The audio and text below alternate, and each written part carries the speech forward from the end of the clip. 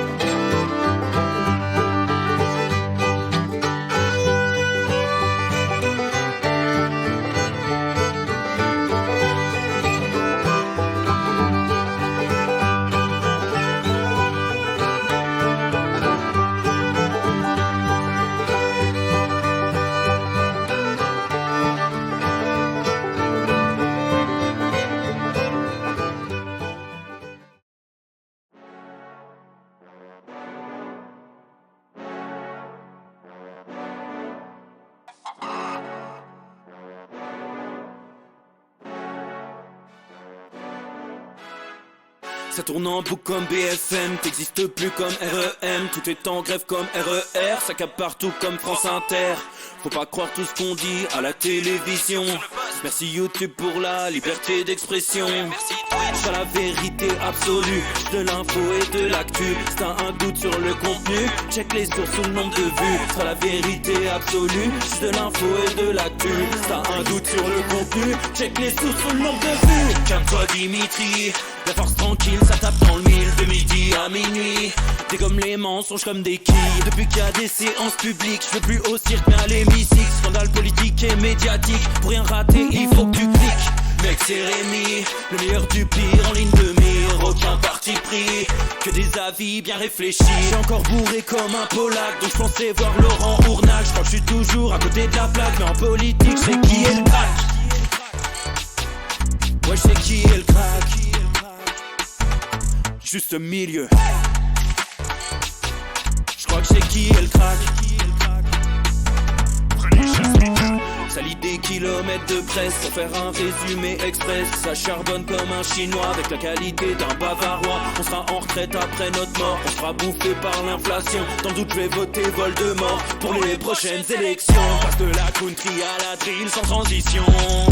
C'est pas une bonne idée de me confier cette mission. Si t'aimes pas, dégoûte pas les autres. C'est pas moi qui le dis, moi je suis le roi des pauvres. Pour réfléchir, j'ai qu'un euro, non, moi je tomberai pas dans la fraude. Je le prononcerai Lichesmittel, comme Angela Merkel. Désolé, je fais ce que je peux, je trouve ma répartie chez Lidl.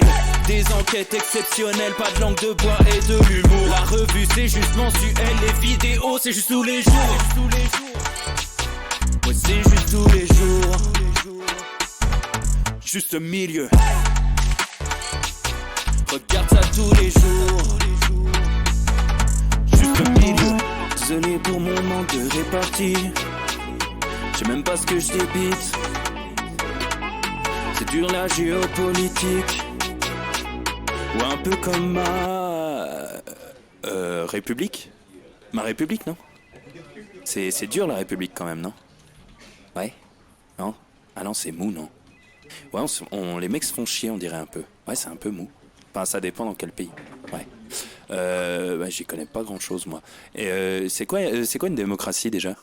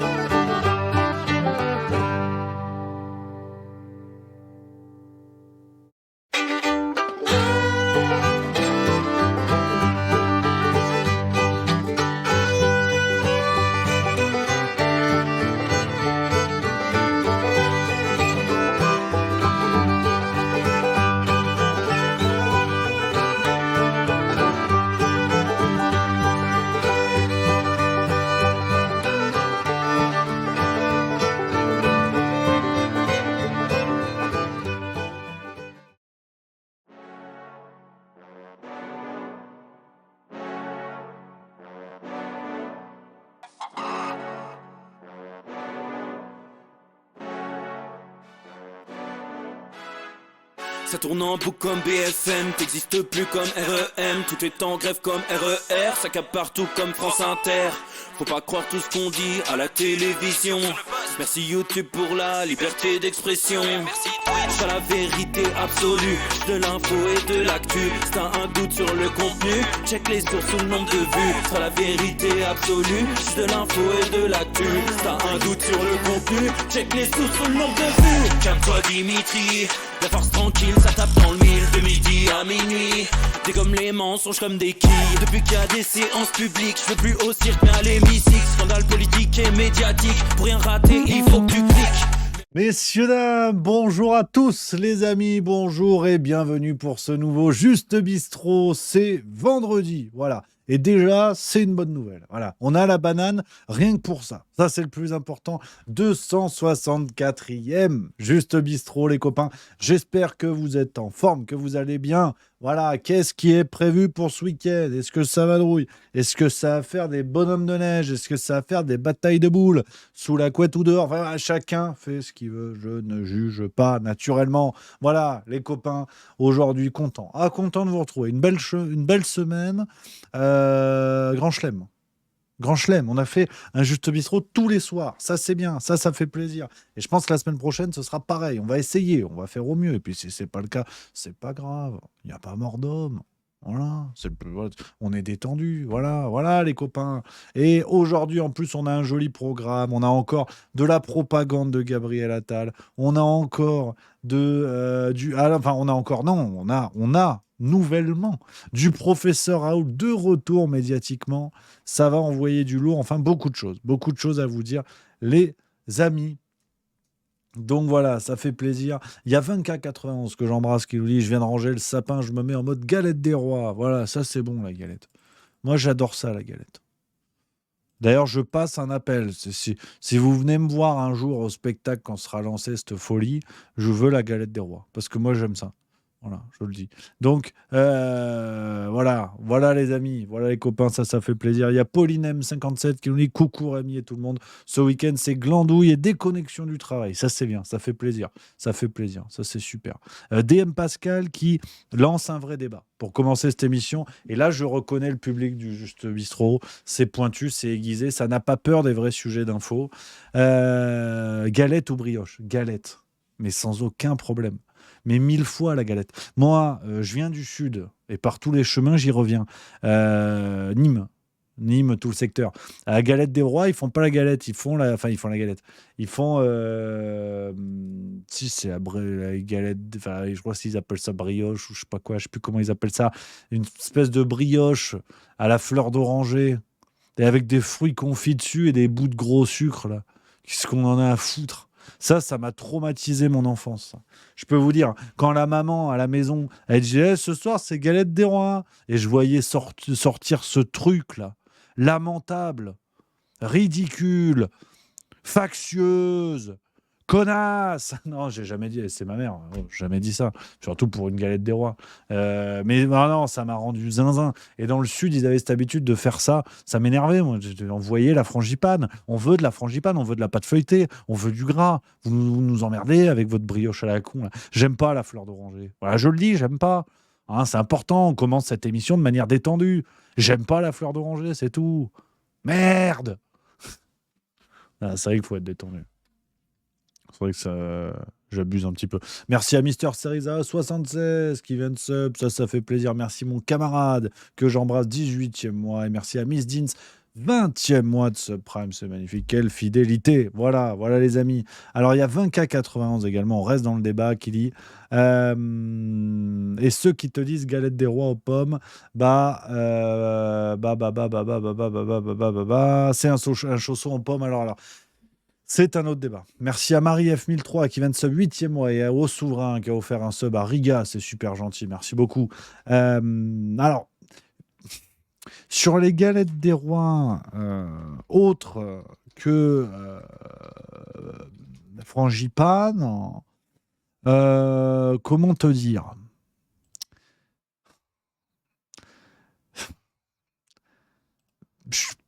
Ça va. Franchement, ça va. Ça me choque pas. Ça me choque pas, tu vois. Il y en a, ils peuvent foutre le chocolat. J'ai goûté une fois à la framboise. Ça va. Je suis laïque. Sur la question. Ça ne me scandalise pas. Voilà. Une galette normale à autre chose que la frangipane, ça ne me scandalise pas. Alors, il y a le souverain qui propose un truc. Si ça existe vraiment, j'aimerais des témoignages de gens vivants qui ont déjà mangé ça. Galette des rois Nutella, sans déconner. Alors là, c'est gaillard. Hein. Si ça existe vraiment, c'est gaillardos, cette affaire. Hein. Jean Renaud 63, merci pour le sub 2e mois, merci cher ami. Agror 2 qui dit venant d'un gars qui prend des douches froides aussi, ça devient n'importe quoi ici. Là, je fais pas le malin en ce moment. Je continue, hein, je lâche rien. Mais putain, là, les tuyaux en ce moment, ils sont froids. Il neige, il a neigé, tu vois. Alors, tous les tuyaux sont froids, hein, avant et après. Je vous fais pas un dessin. Hein. À ce matin, faut respirer quand même. Hein. Faut respirer. Mais j'ai la forme. Hein. J'ai la forme. Hein. Attention. Hein. Aura Yoga qui dit frangipane, pistache, chocolat, excellent. Ça peut être pas mal, ça peut être gourmand, ça. J'aime bien ça. Ouais, non, si, ça peut être gourmand. Ça peut... Ouais, si. Ouais, mais tu vois, après, voilà. Après, on dit oui, juste bistrot, tu parles tout le temps de manger. Bah oui, mais c'est à cause de qui? Ouais, vous faites chier aussi. Philanthrope qui dit ouais, c'était très à la mode la galette Nutella. J'ai jamais goûté ça. Franchement, ouais, ouais, pourquoi pas. Après, le problème du Nutella, en vrai, c'est que, ok, enfin, c'est de la merde, techniquement, mais c'est bonnard, tu vois, on aime le goût du Nutella. En vrai, tout va avec du Nutella. C'est trop facile, finalement. Le Nutella, c'est la République en marche de la gourmandise. Voilà, je le dis. C'est à gauche, à droite, c'est tout ce qu'on veut. Ouais. Ouais, alors, on va commencer avec ce sujet. Il y a Katoon 97 412 qui le dit dans le chat, et forcément, voilà. Le biopic d'Amy Winehouse. On commence là-dessus. Après, on va parler du professeur Raoul, vous inquiétez pas. Je vais vous parler de plusieurs choses. Il y aura du Christine Lagarde, il y aura pas mal de choses aujourd'hui pour finir la semaine. Alors, le vrai sujet, le gros sujet. Et de toute façon, on en parlera plus longuement la semaine prochaine, mais hier, et je vous jure en plus que je l'ai découvert. Alors, ça l'a fait bien. J'ai l'air malin pour un fan, mais j'ai appris seulement hier que ça y est, le biopic sur Amy Winehouse allait sortir en avril prochain. J'étais au courant qu'un biopic était prévu, mais je ne pensais pas que ça allait être si proche. Et la bande-annonce est sortie. Alors, vous vous doutez bien, je suis un amoureux d'Amy Winehouse, un fan. Et je me suis dit, tiens, faut le voir, le film. Faut le voir. Alors, on se mate la bande-annonce et après, on papote. Je vais vous donner mon avis. Enfin, avant toute chose, enfin, de manière générale, en fait, indépendamment de ce biopic-là, je vais vous donner mon avis là-dessus, sur tout ce qui est biopic et compagnie, parce que vous allez voir. D'abord, on se met la bande-annonce. Voilà. Et tu vois, j'avais pas prévu le coup. Et comme d'hab, hein, non, mais c'est fou, hein, d'être aussi brillant. I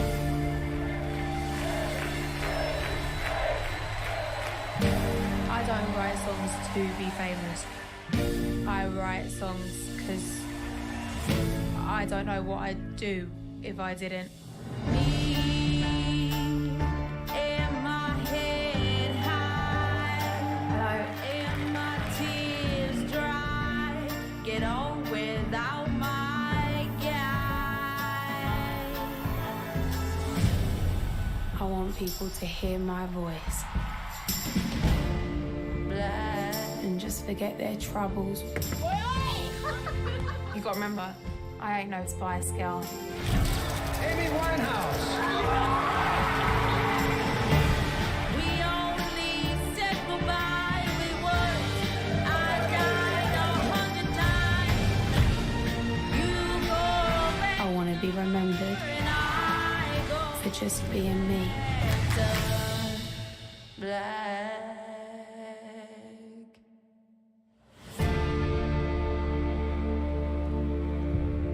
Voilà, le 24 avril au cinéma. Alors, j'ai carrément hâte. Je vais vous le dire tout de suite, j'ai carrément hâte d'aller le voir. Sur la bande-annonce en tant que telle, alors, on va pas passer 2 heures à commenter les bandes-annonces, c'est bien, c'est pas bien. Ce jour-là, elle avait un t-shirt rose et tout. Enfin bref, on s'en fout. Je vous dirai justement après ce que je pense de ça.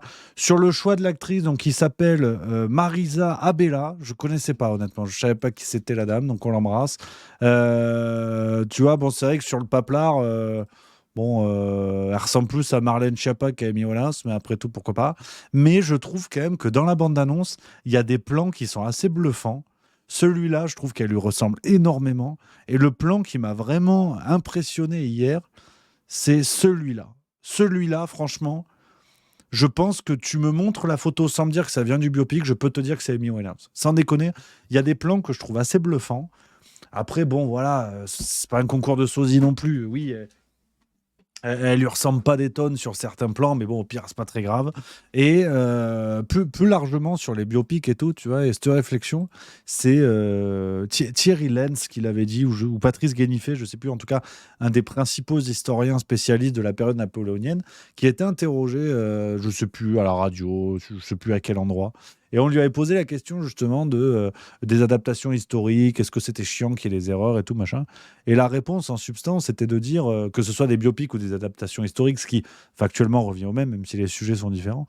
Ce qui est de dire, au fond, sauf s'il y a vraiment des contresens historiques qui sont terribles et qui visent à tromper les spectateurs, tu vois, ce qui est une erreur grave. Mais sur le reste, je crois que c'était Thierry Lenz, je pense qu'il disait. Mais moi, je suis juste content en fait qu'on parle de Napoléon. Après, oui, il va y avoir des inexactitudes, il va y avoir tout ce qu'on sait. Et c'est pas grave, parce que le plus important, c'est que le grand public soit mis au contact de ces personnages-là. Et si le grand public aime, il va aller découvrir et lire des éléments ou voir des documentaires ou autres, des choses plus précises. Et par rapport à Amy Winehouse, j'y vais vraiment dans cette idée-là. C'est-à-dire que j'ai super hâte. Enfin, je veux dire, pendant 1h30, 2 heures de film avec les musiques, je vais être trop content. Et sauf si c'est vraiment une daubasse qui, à la fin du film, nous explique que finalement, elle était néo-nazie. Tu vois, s'il y a vraiment des erreurs terribles qui visent à envoyer un mauvais message, un message faux. Sinon, j'ai trop hâte. J'ai trop hâte d'aller le voir. Ça va être trop bien. Donc, non, franchement, je suis super content. Je pense que ça va vraiment être chouette.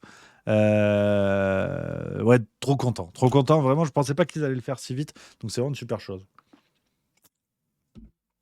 Et Amy Winehouse, forcément, c'est la meilleure. Voilà, je crois qu'on peut le dire. Je crois qu'on peut le dire. Merci à Bobby's Back le retour qui vient de se prime 17e mois. Et mon Eric Levillain 9e mois. Merci les copains.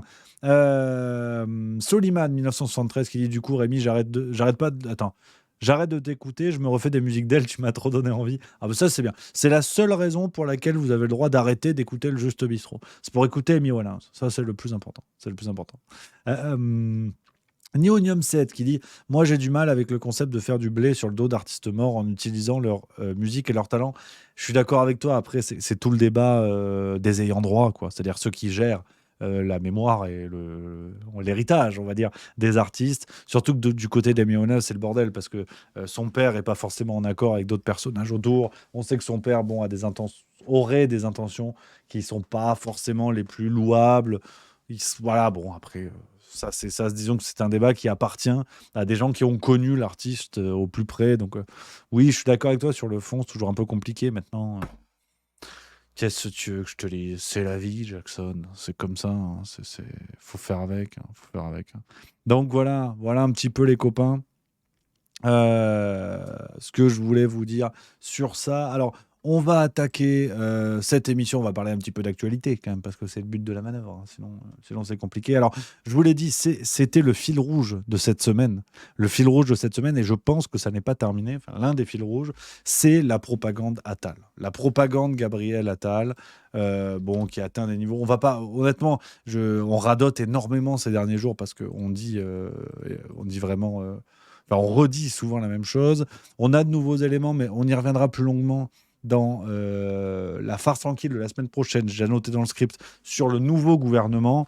Je n'ai pas envie de passer des heures à commenter aujourd'hui parce qu'il n'y a pas grand-chose à dire. Qu'est-ce que je te dise? Rachida Dati qui défonçait les LR qui avaient rejoint Macron en disant que c'était des traîtres, qui fait pareil aujourd'hui. Bon, tu vois, on est dans à un tel niveau de trahison et de bassesse dans notre vie politique française que le cas Rachida Dati ne surprend plus personne. C'est un énième exemple de cette lâcheté politique, de cette bassesse politique incarnée par tant de personnages aujourd'hui. Donc, pas passer des heures là-dessus. Le cas Stéphane Séjourné, l'ex de Gabriel Attal, moi je vous dis très honnêtement que j'y crois pas une seule seconde. Je pense qu'ils font de la com en disant qu'ils ne sont plus ensemble depuis 1 an pour que justement on soit pas dans une situation où machin baise un tel et c'est une promotion canapé. Parce que au moins Gabriel Attal aurait réussi à montrer quelque chose, c'est que les promotions canapé ne concernent pas que les couples hétérosexuels. Donc en termes de progrès et d'égalitarisme, là on est bien. Donc au bout d'un moment, sucer pour réussir est un adage qui concerne toutes les orientations sexuelles et ça c'est passionnant. Donc moi je pense que leur narratif est un mensonge erroné et quand bien même avec qui est Gabriel Attal? Parce qu'il y avait quand même la jolie rumeur à un moment donné d'une relation avec Olivier Véran. Donc, bon, enfin, je veux dire, les anges de la télé-réalité n'ont plus à avoir honte, si vous voulez, de ce qu'est notre gouvernement. Parce que franchement, c'est la même paire de manches. Qu'est-ce que tu veux que je te dise? C'est comme ça. On a quand même nos médias qui tentent des trucs, parce que c'est Libération du 11 janvier, je voulais vous en parler, qui revient, tu vois, alors pareil, sur enfin comment dire, c'est si vous voulez, les médias français aujourd'hui, je les vois un petit peu comme Disneyland, enfin Disney, le studio, avec l'exploitation de la licence Marvel. Tu sais, ils ont des. Je ne sais plus comment ça s'appelle, parce que je ne connais pas grand-chose en Marvel. S'il y a des fortiches en Marvel qui peuvent m'aider, là, tu sais, t'as une série genre de 10-15 films, puis ça s'arrête, puis t'en as une autre. C'est pas des parenthèses ou des univers. Comment ils appellent ça, là chez Marvel, là, on doit être à la 4e en ce moment, quelque chose comme ça. Au secours, là, les fans de Marvel, on m'aide. C'est les phases, ils appellent ça les phases, nous dit J. Jobs. Les phases, peut-être, j'en sais rien. Phase, apparemment, pour Miss Deans. Bon, on va dire phase.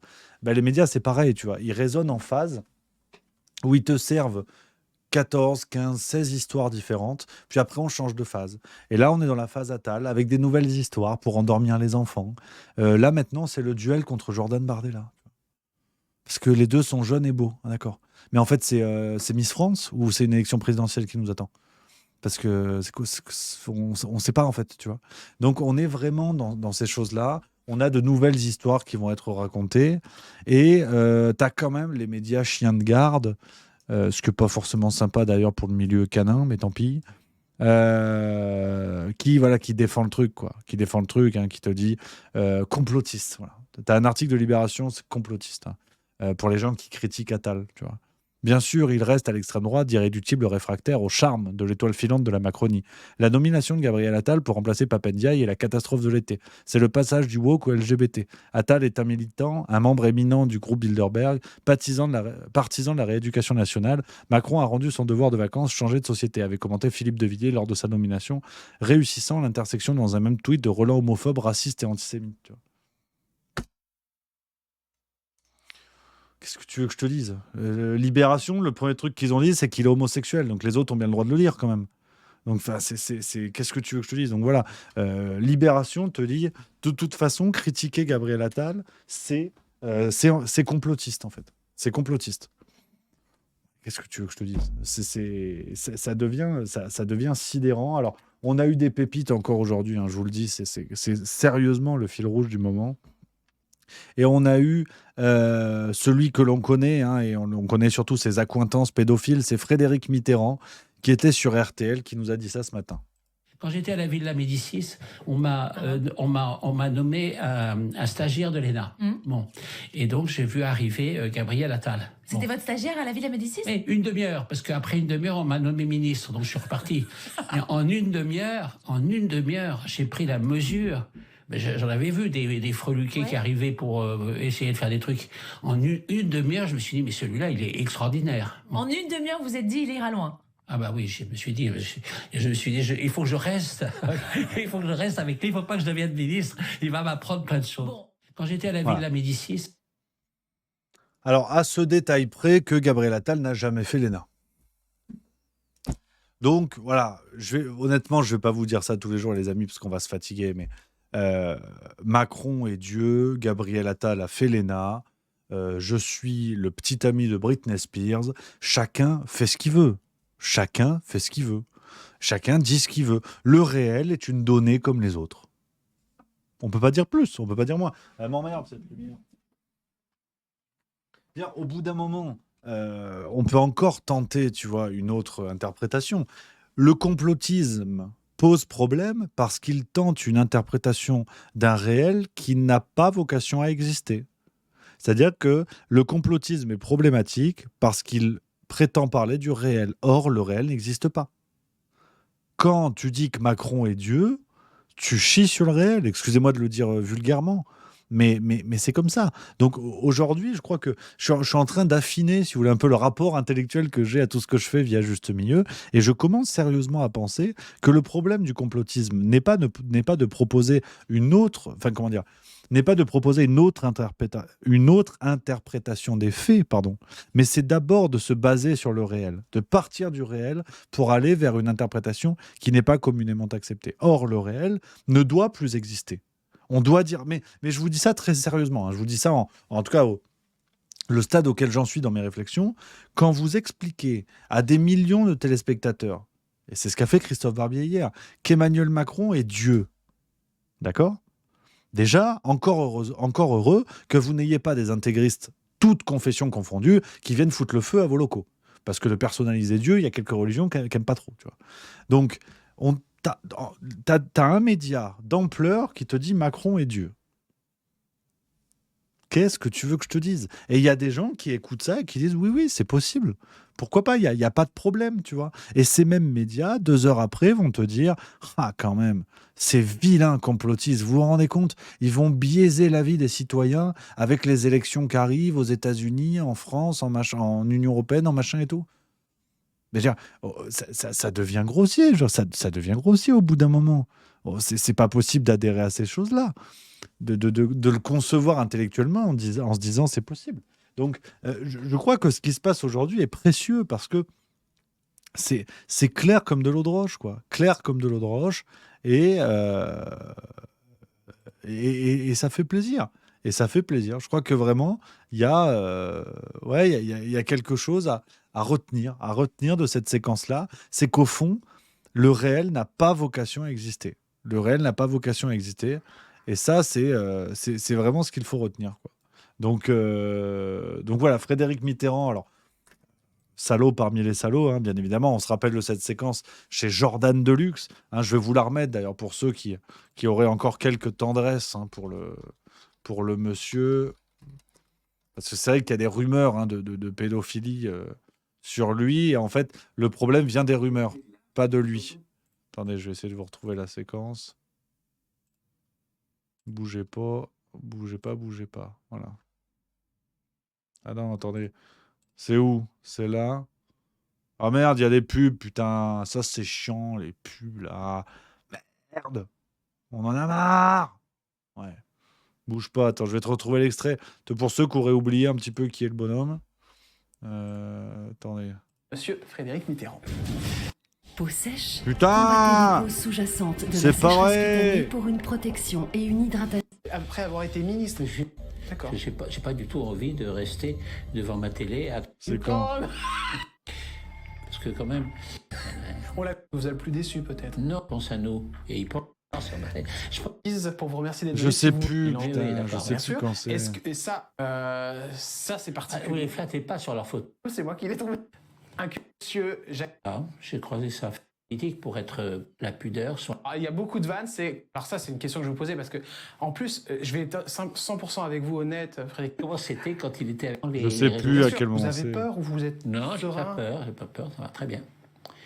J'ai pas peur, jugement du tout. Bien sûr. Moi, sans doute, ils ont été quelquefois assez sévères, mais bon. Un petit peu sur la santé. Alors Je attention, sais plus à quel moment c'est. Compliqué pour eux, Est-ce que j'avais pas quelqu'un a en plus une leur idée? coller la nécessité de répondre à des questions à leurs copains, etc. C'est clair. Ils sont totalement différents de moi, ils font D'accord. une difficulté. Trouver un Ouais, je sais plus. Bon, bref, de toute façon, qu'il aille se faire enculer aussi, lui. Excusez-moi, non, mais ça, c'est voilà, ça, c'est pas gentil, par contre. Ah, tu vois, je me suis laissé emporter. Il y a des gens que je déteste. Ça, c'est vrai. Je le reconnais. Je retire le propos parce qu'on est à l'antenne. Je dois pas dire ça, mais c'est vrai que lui, par contre, je peux pas le blairer. Je peux pas le blairer. On va pas se mentir non plus. Ouais, c'est assez terrible, assez terrible. Ouais, c'est fou. Je retrouve pas le moment. C'est dommage parce que c'est. Bon, c'est pas grave, c'est pas grave. Bref, les amis. Qu'est-ce que je voulais vous dire d'autre aujourd'hui? Donc, sur la propagande Attal, je crois qu'on est bon. Alors, il y a cette histoire extraordinaire. Si, il y a cette histoire extraordinaire de la fuite dans le narratif. Hein, pour vous dire, oh, j'ai envie d'être de bonne humeur. J'ai envie d'être de bonne humeur aujourd'hui. Tu vois, je me suis emporté, on se détend. C'est la fin de la semaine. On se détend gentiment. On va garder la banane, on va garder le sourire. Il y a cette histoire de l'interview de Gaspard G. Alors, je sais pas si vous êtes au courant. C'est un youtubeur à succès, hein, 750 000 abonnés, donc bravo à lui, gros travail. Allez voir sa chaîne, hein, c'est normal, on va utiliser l'un de ses contenus, donc faut faire la pub, c'est normal. Bravo à lui, super boulot. Qui a sorti un interview qu'il avait fait de Gabriel Attal, il l'a sorti il y a quelques jours, hein, juste après la nomination. Un interview qu'il avait fait avec Gabriel Attal il y a 4 ans. Et on va pas passer par 1000 chemins, je vous mets l'extrait de la vidéo de ce Gaspard G. Allez voir sa chaîne, c'est important. Une archive, Gabriel Attal a alors 31 ans, il vient d'être nommé porte-parole du gouvernement. Je vous laisse avec cette interview qui a un peu, mais pas trop vieilli, pour essayer de comprendre un peu mieux qui est Gabriel Attal. Dans la cour de récré, vous étiez quel genre d'enfant? J'étais plutôt, je crois, à l'aise, plutôt extraverti. J'étais plutôt à l'aise à l'école. J'ai pas de souvenir de grandes souffrances dans ma scolarité. Je sais que ça existe, pour le coup. C'est d'ailleurs un enjeu très fort aujourd'hui, qui l'est d'autant plus avec les réseaux sociaux qui, pour le coup, n'existaient pas quand j'étais enfant. Et pour moi, ça, c'est une vraie rupture. Mais oui, je pense que j'ai eu une enfance à l'aise. C'était quoi vos loisirs, vos passions Tu y faisais rapidement mention en début de ce podcast sur le harcèlement ou alors sur le mal-être scolaire. C'est une cause qui te touche personnellement? Oui, ça me touche beaucoup. On a tous eu des expériences plus ou moins, en tout cas y compris dans ma génération, mais c'est vrai que quand j'étais secrétaire d'État à l'éducation, avant de devenir porte-parole du gouvernement, j'ai eu l'occasion d'aller dans des établissements Tu scolaires. vois, donc on est d'accord. Le mec a pas l'air spécialement marqué. Sauf que, et je vous renvoie vers le tweet de Juan Branco, qu'on salue, qu'on embrasse, qu'en a parlé. Et forcément, on se rappelle du plan de com de Gabriel Attal. On l'avait dit à l'époque, je vous l'avais dit, sauf erreur, je vous l'avais dit dans l'émission. Si j'ai osé être complotiste, je vous avais dit tout ça est un plan de com, tout ça est du mytho. Et ben voilà. J'étais à la fin du collège, j'avais 14-15 ans. Et c'était un élève de l'établissement qui avait ouvert ce site sur lequel il fallait mettre des commentaires sur le physique des élèves. Et moi, à cette occasion, j'ai vécu un déferlement d'insultes et d'injures. Ça a duré plusieurs mois et ça a été très violent. Quel est l'élément déclencheur? Je suis allé avec une fille au cinéma et c'est une fille qu'il aimait bien dans l'établissement. Et je me souviens que ce jour-là, il m'a dit je vais te détruire. Et bon, c'est ce qu'il a cherché à faire derrière. Sur quoi portent les attaques? Les commentaires qui étaient postés, c'était pédale, tafiole, tarlouse. Donc je pense que c'était sur une orientation sexuelle supposée à l'époque, puisque moi, j'en parlais pas autour de moi. J'étais à la fin du collège. Voilà. Donc, on va pas s'apesantir là-dessus. Sans grande surprise, tout cela, semble-t-il, on va prendre un peu des pincettes, semble-t-il, tout ça n'était que de la com, que des conneries. Et donc voilà le genre de monsieur que nous avons en haut, plus haut sommet de l'État. Voilà. Donc ça commence très bien. Et bon, bah, qu'est-ce que vous voulez que je vous dise? C'est la vie. C'est comme ça. Au moins, on est au courant, les amis. Voilà la fissure dans la propagande. C'est ce que je voulais vous dire. Alors, on continue avec l'autre gros sujet chaud de la soirée sur lequel je voulais revenir avec vous. Et je voulais vous donner un peu mon avis là-dessus. On regarde quelques séquences et je vais dire un truc, ça va peut-être pas vous faire plaisir, mais bon, vous allez voir. C'est le professeur Raoult qui est de retour pour la sortie et pour accompagner la sortie de son nouveau livre sur, si je ne dis pas de bêtises, sur les antibiotiques. C'est ça, son nouveau bouquin sur les antibiotiques. Il était chez TPMP, il était sur CNews. On a eu une collection de séquences. Je vous en montre pêle-mêle, petit zapping des interventions médiatiques du professeur Raoult. Et ça commence avec la distribution de punchline sur CNews. Vous vous rappelez que je veux pas faire partie du club des fous. Je n'ai jamais dit ça. Je suis content que Delfrécy ait retourné sa veste en disant c'est une connerie. Moi, j'ai démissionné du conseil scientifique quand il m'a dit on va confiner. J'ai appris hier ou avant-hier que Fauci avait dit que la distanciation sociale ne servait à rien, ce qu'on savait depuis 1 an, d'accord? Parce qu'1 an après le début de la maladie, on faisait des sérologies chez les gens qui étaient confinés par rapport à ceux qui n'étaient pas confinés. Ceux qui étaient confinés étaient plus positifs parce que comme en plus dans ce pays, on ne testait pas les malades. Si vous aviez une personne malade dans une seule maison, il arrivait à contaminer tout le monde. Donc tout ça a été, ce vaccin général qui est censé protéger les uns et les autres, ne protégeait personne. Nous, on le savait au bout d'1 mois et on l'a dit au bout d'1 mois. Personne ne savait analyser un génome dans ce pays, ni le ministre, ni le responsable scientifique, et donc ils ne savaient pas que les variants existaient. Et moi, le ministre m'a dit face à face, il n'y a pas de mutants, il n'y a pas de variants. Donc c'est à ça que ça mène ces questions faciles. Pour vous répondre de manière moins désagréable, parce que je m'excuse, j'ai honte d'être désagréable. Merci. S'il y avait un problème de manque d'antibiotiques d'usage avec un marché, que croyez-vous qu'il se passerait? Dans le monde dans lequel nous vivons, il y aurait des industries qui fabriqueraient des antibiotiques. Or, toute la campagne actuelle, c'est la même que la campagne pour les vaccins. C'est fait et c'est destiné à faire que ce sont les États qui financent des molécules dont on n'aura pas besoin parce qu'elles ne sont pas rentables. Qu'est-ce que nous faisons? Voilà, donc on a vu quelques rappels à l'ordre, le missile sur Olivier Véran. Alors, il dit le ministre de la Santé, c'est soit Véran, soit Buzyn de toute façon, qui a dit ça. On a eu une sortie sur le lien entre le vaccin contre le Covid-19 et lymphome. On vous a mis de l'ADN dans toutes vos cellules, c'est une chose. Et la deuxième chose qu'on a découvert très récemment, c'est un papier qui est sorti dans la Nature le 6 décembre, c'est que le bidouillage que l'on a fait sur cette base pour que l'ARN dure plus longtemps a entraîné que la protéine, un certain nombre de protéines qui sont faites à partir de cet ARN ne sont pas la spike, mais des protéines inconnues qui se baladent dans le corps et dont on sait pas. Lymphome, vous m'avez pas répondu, le lymphome. Il y a un lien direct. Oui, le lymphome, c'est les cellules cancéreuses qui se développent le plus rapidement, c'est les cellules qui se multiplient. Bon, donc il y a des cancers rapides qui se développent, selon vous, je le précise, selon vous, à cause du vaccin Covid. En tout cas, c'est le mécanisme que l'on connaît de développement des lymphomes, c'est d'injecter de l'ADN dans les lymphocytes des ganglions. Voilà, donc tu as cette sortie-là qui effectivement interroge énormément. Il y a eu une petite PLS infligée à Eugénie Bastier qu'on a vu à l'écran à l'instant. Mais la question d'antibiotiques me paraît intéressante. Est-ce que vous craignez ce qu'on appelle le phénomène d'antibiorésistance, c'est-à-dire le fait que les gens résistent de mieux en mieux aux antibiotiques et qui peut-être demain fera qu'il y ait des épidémies auxquelles on ne pourra plus résister? Beaucoup de scientifiques alertent sur ce phénomène. Moi, je vous conseille de lire mon livre et puis on en rediscutera après. C'est ce que j'essaie d'expliquer. Non, mais il faut lire, c'est important, c'est la lecture. Ouais. Si on lit pas, on finit par devenir idiot. Oui, mais vous savez, je lis beaucoup de livres par semaine et j'ai pas forcément le temps de lire les livres de moi, je l'ai lu. Comprenez que tous les gens autour de la table n'aient pas lu. Si vous posez une question, on peut répondre quand même. D'assommer les gens de votre mépris. Répondez-moi. Vous, si j'écris, c'est vrai, soyez pas non, mais soyez gentil. Non, mais si j'écris, non, écoutez, si j'écris, d'ailleurs, la vie est un peu courte, je vais pas lire les livres de Didier Raoult.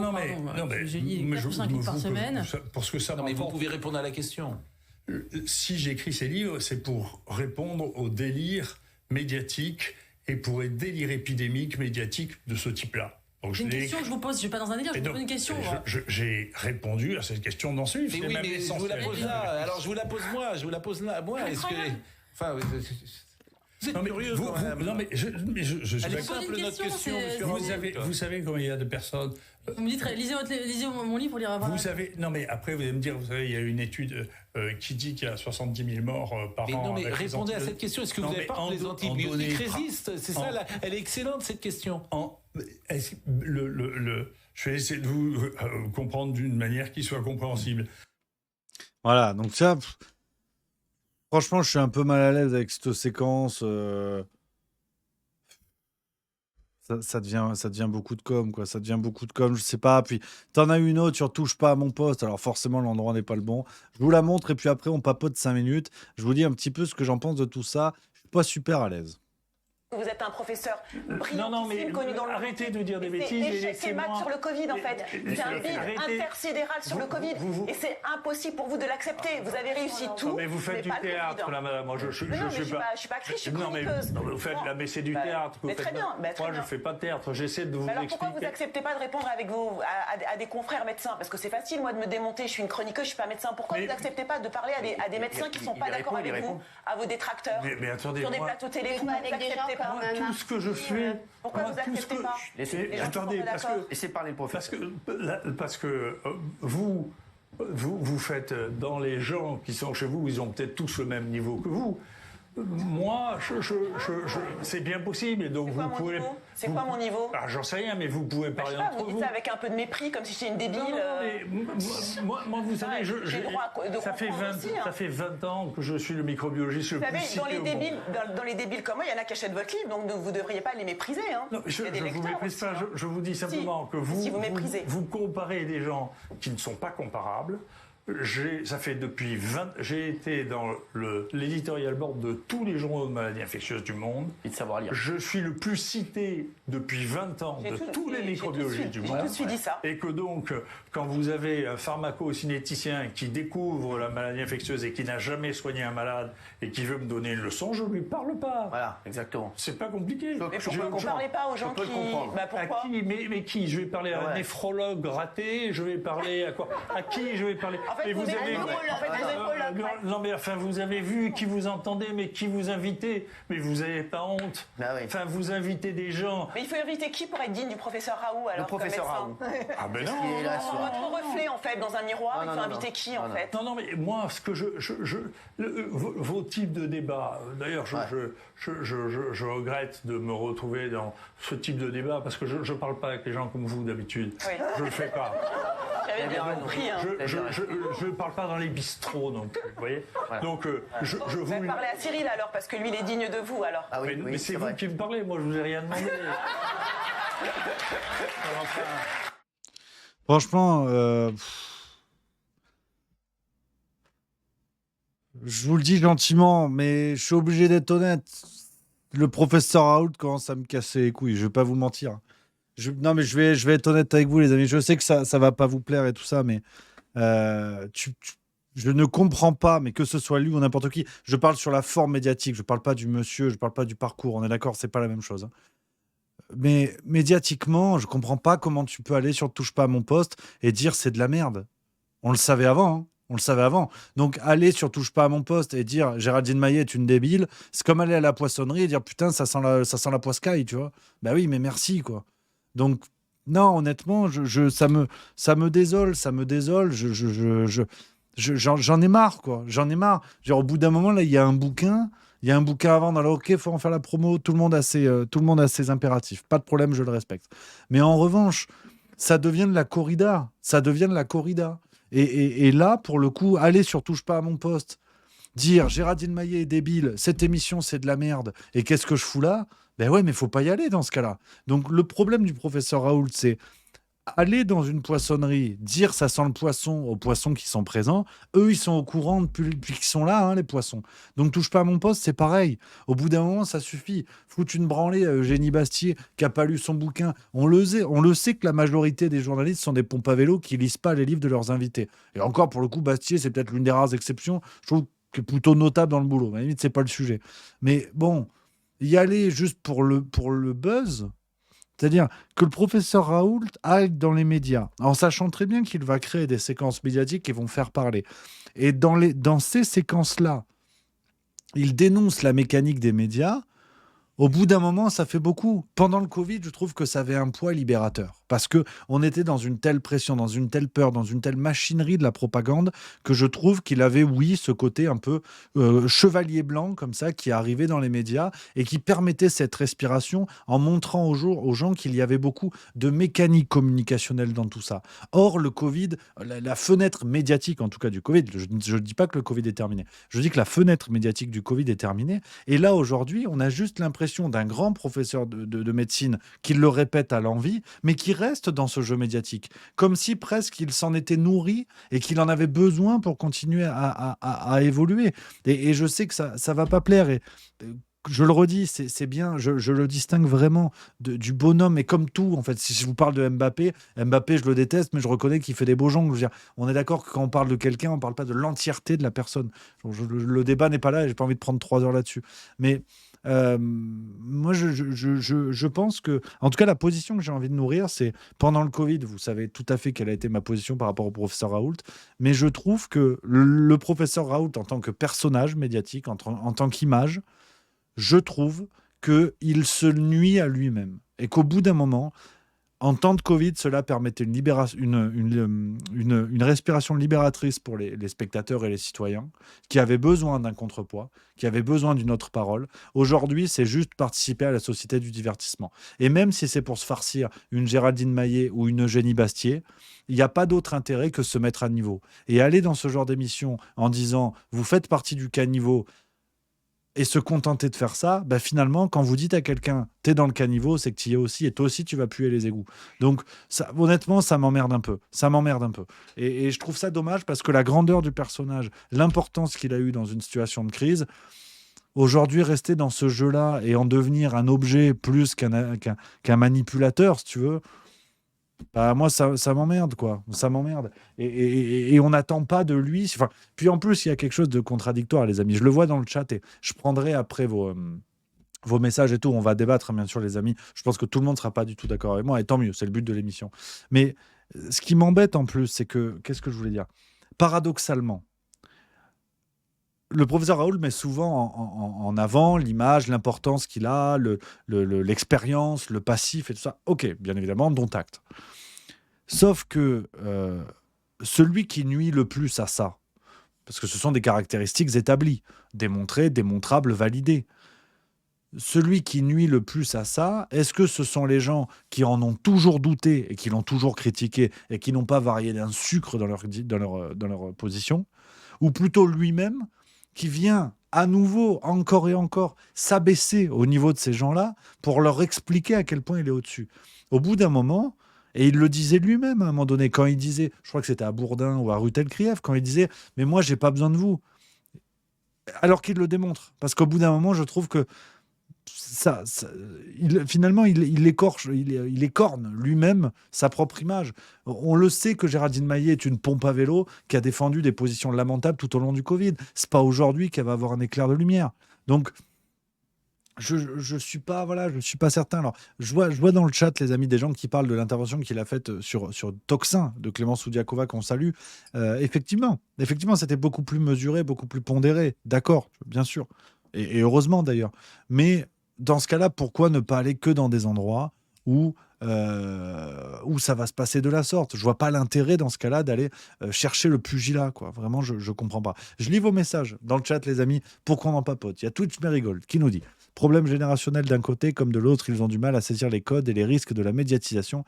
Même ceux qui propagande se font souvent avoir à leur propre jeu. Le public et les leviers ont changé. C'est devenu un travail d'équilibriste de faire valoir ses opinions. C'est difficile pour, comme je le disais, certains anciens qui n'ont pas cette visibilité. D'autres ont des équipes de com hyper calées et encore. Céphalopode84 qui dit: il est quand même sympa d'aller au feu et de les défoncer. C'est juste dommage qu'il n'enchaîne pas avec ces quelques éléments pour élever le débat. Non, mais pour l'instant, je reste assez persuadé que ce soit une erreur d'aller dans ce genre d'émission alors que la situation ne le nécessite pas. En temps de Covid, c'était une respiration libératrice, pardon. Mais aujourd'hui, je vois pas l'intérêt. Je vois vraiment pas l'intérêt. Il y a Clairma19 qui nous dit: c'est comme Divisio, ils restent très bons quand ils sont dans leur environnement d'expertise. Et en plus, il vient de se manger 4 ans d'attaque. On peut comprendre qu'il s'énerve car il voit les gens qui n'ont pas évolué. Mais même ça, en fait, même cet argument-là, si tu veux, pour aller un petit peu au bout, de dire, il y en a plusieurs dans le chat, les copains. Enfin, comment dire, avec tout ce qu'il a pris pendant le Covid, il a le droit aujourd'hui, presque comme si c'était un élan de vengeance, tu vois. Mais je ne suis pas certain. Parce que c'était précisément ce qu'on reprochait au moment du Covid à ces journalistes, à ces experts de plateau et compagnie, qui réagissaient, qui agissaient sous le coup de l'émotion. Par la peur, par l'envie d'être vu, hashtag Martin Blacher sur les réseaux, enfin bref, ces gens-là qui étaient téléguidés par leurs émotions et qui ne gardaient pas la tête froide. Et le professeur Raoult lui-même le rappelait. Donc aujourd'hui, aller sur les plateaux au simple motif de, avec tout ce qu'il a mangé, il a bien le droit de se les farcir, mais même ça, c'est contradictoire. Honnêtement, j'arrive pas, si vous voulez, à prendre le problème dans un angle où je puisse me dire, ok, pourquoi pas, tu vois. C'est pas du tout une critique sur le bonhomme et tout. Puis, à la limite, quand bien même, même si c'était ça, vous savez, dans Juste Bistrot, on est libre. Il est libre au max. Il y en a même certains qui l'ont vu voler, comme les Balkany. Mais là, aujourd'hui, je veux dire, le professeur Raoult, on a longtemps souligné, sur Juste Milieu y compris, la hauteur de vue qu'il avait au moment du Covid, quand il disait, mais moi, j'ai pas besoin des médias. Moi, j'ai une hauteur de vue plus importante que vous. Voilà, tous ces arguments-là qu'on a entendus. Et aujourd'hui, on dit l'inverse. On dirait l'inverse au motif de ouais, mais il a le droit, ouais, mais machin, ouais, mais bidule.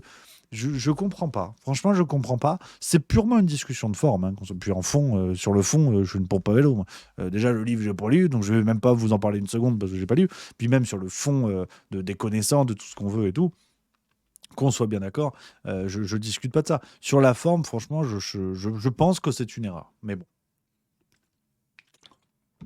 Voilà un petit peu. Alors, il y a Kili, qui est un peu énervé, hein, qui dit: on s'en fout de tes préventions d'épiderme mollasse. Tu n'aurais pas survécu à 2 heures de ce qu'il a subi. Ton psychologisme à 2 balles est désolant. Ça, c'est pas gentil. Pour finir la semaine de bonne humeur, ça, c'est pas gentil. En plus, alors Yakili, c'est infidèle. C'est dommage, parce que tu connais la maison, tu vois. Je veux pas monter dans les tours. Tu connais la maison, tu sais que c'est pas gentil de parler comme ça. C'est pas cool. Tu peux mettre les formes. Qu'on soit pas d'accord, c'est une chose. Mais psychologisme à 2 balles, t'imagines? Quand même. Tu n'aurais pas survécu à 2 heures de ce qu'il a subi. Ouais, c'est sûr. C'est fort, hein, mon petit pote, ça. C'est pas gentil, mais tu sais que j'aime pas ça. Hein. Puis, tu sais que c'est mon émission, tu vois. Ouais, mais tu m'aimes quand même et va te faire cuire le cul quand même. Tu sais, moi, je suis aussi premier degré sur ces trucs-là. Moi, j'aime pas ça, tu le sais. Et t'es un fidèle, et t'es un copain, et je t'adore, mais qu'importe, tu vois. Qu'importe. C'est justement parce qu'on s'entend bien que moi, j'aime pas ça dans mon émission, tu vois. C'est pas tant la critique, hein. C'est pas tant la critique, c'est la façon de le faire. Et après, c'est pas grave, c'est la vie. Hein. Puis, tu sais, les leçons de courage. Quand ton pseudo, c'est alors Yakili, bon, je suis humaniste, je t'apprécie quand même. C'est pas grave. Je suis de gauche, de toute façon. Moi, je crains rien, si tu veux. J'ai pas peur. J'ai pas peur, mais à la limite, mon alors Yakili, mais que j'embrasse, bien sûr. Ce que tu permets, ce qui est intéressant, c'est que il y a Frex qui le dit aussi, mais c'est un point de vue intéressant au fond que je trouve mal formulé, ça j'y tiens, mais je trouve ça intéressant. Il y a Frex qui dit Rémi, tu as du mal quand on te dit quand on te dit des fois d'affilée que tu es d'extrême droite, alors mets-toi à la place de Raoult et du fait qu'il a envie d'apporter la contradiction. Mais je vois pas le rapport. Je vois pas le rapport. Il apporte pas de contradiction là. C'est mettre une pièce dans un jukebox médiatique. Est-ce que vous pensez sincèrement, j'ai compris qu'on ne sera pas d'accord, que vous l'aimez bien, tout ça, mais c'est le débat. Je maintiens ce que j'ai dit à Laurier qui dit, ça me fait franchement chier la manière avec laquelle tu le formules, surtout venant d'un fidèle. Je trouve ça moyenasse, c'est-à-dire que demain, on se croise dans la rue, tu me le diras jamais en face. C'est ça qui me fait chier dans les formulations. Qu'on ne soit pas d'accord, qu'on monte dans les tours, bien sûr. Mais moi, je pars du principe que les messages soient formulés comme ce qu'on pourrait se dire dans la vie. Et ça, c'est un truc qui m'emmerde. C'est pour ça que je monte dans les tours, en vérité. Mais au-delà de ça, débattons de ce truc-là. Moi, je veux bien le côté tu sais pas tout ce qu'il a subi, il a bien le droit d'apporter la contradiction et tout. Mais est-ce que vous pensez sincèrement que là, il sort grandi de ces séquences médiatiques? Moi, après tout, je veux bien aller dans votre sens. Et de toute façon, je ne pense pas le contraire de vous. Donc, il n'y a pas de problème. Mais il ne se sort pas grandi de faire ça. En fait, je pense que dans le fond, on est d'accord. Mais ce que je veux vous dire, c'est que, qu'il le veuille ou non, aller chez Touche pas à mon poste ne le grandira jamais. Ça ne servira qu'à faire des séquences qui vont le faire passer pour un crétin aux yeux de ceux qui pensent déjà que c'est un abruti. Donc ça sert à rien. Ça sert à rien. Pour toucher les gens, il l'a déjà fait. Combien de millions de Français ont vu en lui un exemple d'un mec qui avait une hauteur de vue, qui ne se rabaissait pas à la propagande médiatique. Et aujourd'hui, au prétexte de vendre un bouquin, il vient débattre avec Géraldine Maillet pour lui expliquer que normalement, il ne doit pas débattre avec des gens comme elle. Il ne se sort pas grandi, je suis désolé. Et ça m'emmerde parce que moi, le premier, j'ai vraiment apprécié le professeur, enfin, j'apprécie le professeur Raoult, le personnage qu'il a incarné en temps de Covid. Je vous l'ai dit, donc je le dis très sincèrement. Mais ce qui m'embête, c'est ça. C'est qu'après tout, c'est parce que j'apprécie ce qu'il incarne que ce qui se passe aujourd'hui m'emmerde. Et aujourd'hui, on est, si tu veux, en termes de bataille rangée, comme à l'époque napoléonienne, si tu veux, il a ses troupes et il ne va pas réussir à convaincre les troupes d'en face. C'est fini. Ceux qui ne l'ont pas aimé au moment du Covid ne l'aimons pas plus aujourd'hui pour un bouquin autour des antibiotiques. Faut pas se leurrer non plus. Puis il va pas devenir président de la République. Donc, pour l'instant, on verra en 2027. Mais ce qui m'embête, c'est ça, si tu veux. C'est l'espoir qu'il puisse toucher encore plus de gens. Alors que là, on est sur un bouquin autour des antibiotiques. Enfin, c'est pas le sujet, quoi. C'est pas le sujet. En tout cas, je ne touche pas à mon poste et CNews. Après, sur Toxin, c'est très bien. Il y a bien sûr pas de problème. Sur Toxin, c'est très bien. D'autres formats plus sympas, bien évidemment. Et en tout cas, plus posés, où le buzz ne vient pas interférer, où le clash ne vient pas interférer dans ce qu'il propose. Je trouve ça dommage. Et puis, allons au bout des choses. Honnêtement, on dirait ça d'autres gens. Est-ce qu'il a franchement besoin d'aller dans ce genre d'émission pour vendre ses bouquins? Franchement. Donc, c'est aussi ça, quoi. C'est aussi ça. Mais par contre, ouais, alors il y a qui dit, je te trouve un peu... Détends-toi. On a compris, tu trouves ça contre-productif. Si t'es pas content, il y a encore la possibilité de quitter l'émission.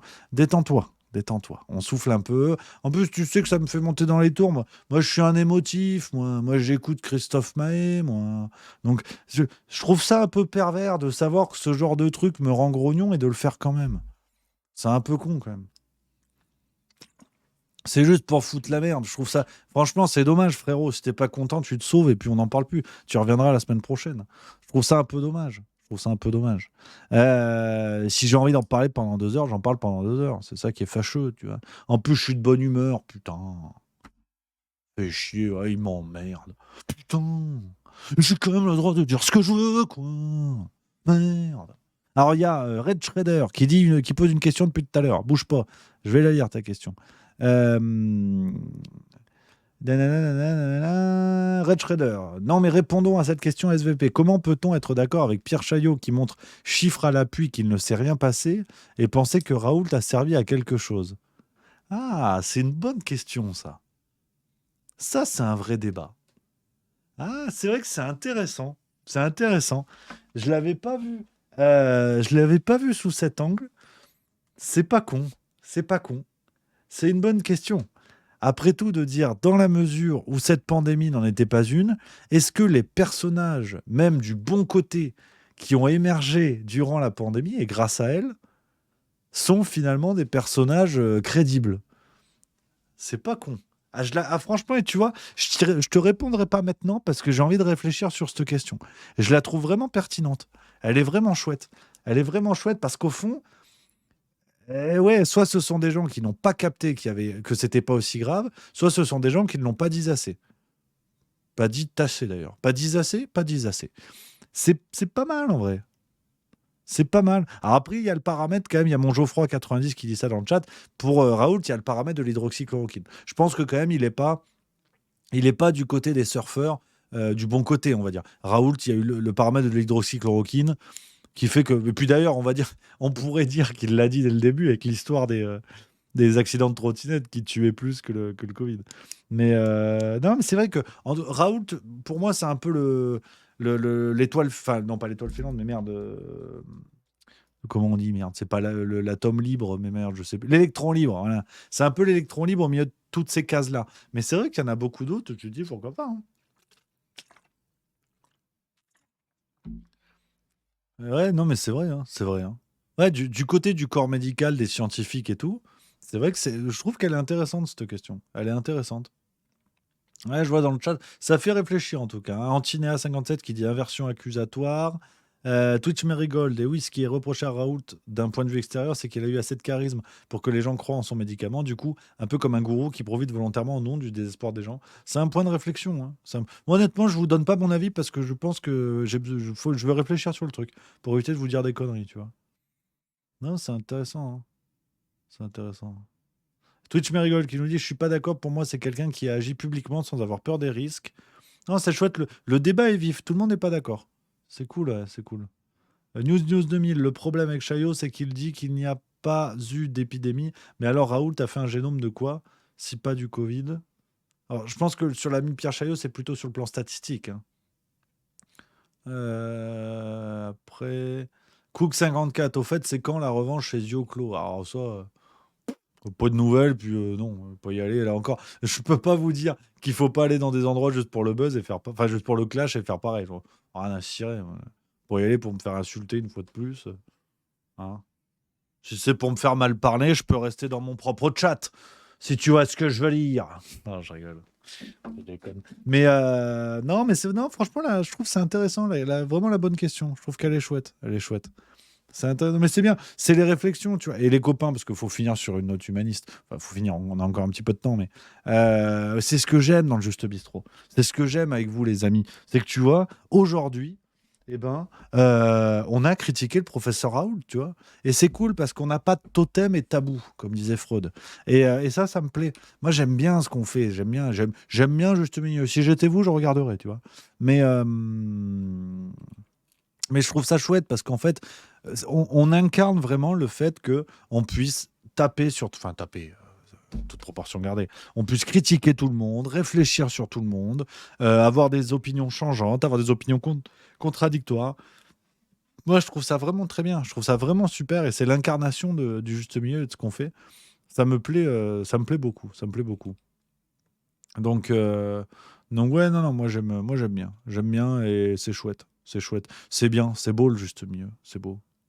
Voilà, les amis, ce qu'on pouvait se dire. Ouais, ça fait plaisir. Ça fait plaisir en détente. Voilà. Et c'est vrai qu'il y a Chouchou J qui résume bien la chose, qui dit on s'en fout, on a l'ange Gabriel en Premier ministre, on est sauvé. Ça, c'est vrai aussi. Ça, c'est vrai aussi. Et il y a Marcel de Rock qui dit que devient Martin, hein, Rémi. Ah ouais, bah alors, ça, vous savez que ça, c'est un grand débat parce que, pour tout vous dire, on est entre nous, hein, ça reste là. Pour tout vous dire, Martin Blachier était revenu, il avait fait 2-3 séquences médiatiques au moment de. C'était il n'y a pas si longtemps. Hein. Il reparlait du Covid ou de la grippe ou je sais pas quoi. Et j'avais commencé à réfléchir sur est-ce qu'il faut faire un nouvel épisode. Mais je pense que franchement, on a tiré sur la corde de ouf. C'était rigolo, mais aujourd'hui, ce serait. Tu vois, si on collecte 4 pauvres séquences médiatiques, ça sert à rien, tu vois. Ça sert à rien, donc. Je pense que non, je pense qu'on va pas le faire. Mais c'est vrai qu'à un moment donné, la question était là, quoi. Question sur la table. Hein. Je pense qu'il faut le dire. Hein. C'est important, c'est important. Et puis voilà un petit peu les amis, ce qu'on pouvait se dire aujourd'hui. Alors, je vais vous laisser et vous allez comprendre pourquoi. Parce que ce soir, c'est nouvelle vidéo. Ce soir, c'est nouvelle vidéo, les amis. Je vous en ai parlé. Alors, j'espère que vous avez bien rigolé parce que ce soir, c'est pas fun. Je vous le dis tout de suite. Ce soir, c'est Loana, la pédocriminalité, un argument électoral, point d'interrogation. C'est pas le fun. Je vais vous le dire tout de suite, ça va pas être le fun cette vidéo, mais voilà, c'est une vidéo vraiment que j'avais à cœur de faire. Et vous allez comprendre pourquoi. Je vous en dis pas plus. Donc à 18h, rendez-vous sur la chaîne YouTube de Juste Milieu. Je vous envoie paf là le lien dans le chat, les copains. J'espère que ça va vous plaire. Je vais vous souhaiter déjà un excellent week-end. Profitez bien, reposez-vous bien, les copains.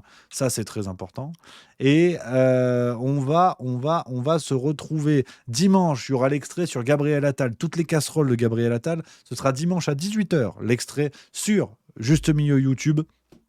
On revient sur l'histoire du Club Bilderberg, du Forum de Davos et compagnie. Une vidéo de 40 minutes, voilà. Et la semaine prochaine, on va se retrouver comme d'hab. Juste Bistrot, on va essayer de faire un grand chelem, les amis. Il y a un interview qui est prévu normalement jeudi, si tout va bien. Je pense que ça va vous plaire. Ce sera pour dimanche prochain. Enfin, on est reparti plein badin. On est reparti plein gaz, les amis. À fond la forme. Les journées sont musclées en ce moment. On fait au mieux pour être là. Vous l'avez vu cette semaine. Hein. J'étais là tous les soirs. Je vais faire au mieux. Mais je vous cache pas qu'avec le spectacle qui se rapproche petit à petit, il y a beaucoup de travail. Mais on est là à fond. Avec la banane, on envoie du bois avec Édouard et Marie. Et je peux vous dire que il y a du très très lourd qui arrive. On est en train de travailler sur l'affiche du spectacle et tout. Enfin, c'est complètement dingue. C'est complètement dingue. J'ai hâte d'aller à fond dans cette aventure, de tout vous dire, de tout préparer, d'ouvrir la billetterie, que ce soit la folie. Ça va être complètement fou. Ça va être complètement fou, les amis. Je vous embrasse. Passez un excellent week-end, les copains. Pour les copains, les copines, comme d'hab, profitez bien. Je vous embrasse et on se retrouve lundi plein gaz, 16h45. Vive la rigolade, vive la France.